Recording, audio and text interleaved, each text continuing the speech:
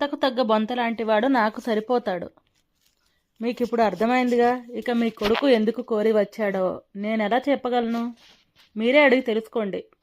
ఆ అమ్మాయి ఆ 2 మాటలు చెప్పేసి ఒక్క నిమిషం కూడా ఆగకుండా లోపలికి రివ్వున వెళ్ళిపోయింది.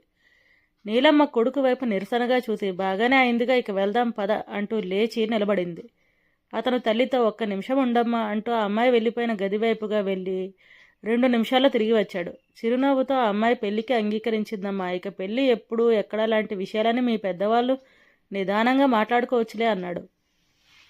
నీలమ్మ ఓ క్షణం కొడుకు వైపు విచిత్రంగా చూసి రుసరుసలాడుతూనే కొడుకును అనుసరించింది. ఇంటికి రాగానే, ఆ అమ్మాయికి ఏం చెప్పి ఒప్పించావురా అంటూ నిలదీసింది. తల్లి కోపం చూసి విశ్వం నవ్వేశాడు. గంతకు తగ్గ బొంతలా మారడానికి నేను నా రూపురేఖల్ని ఎలా మార్చుకోవాలో చెప్పమని ఆ అమ్మాయిని సలహా అడిగాను.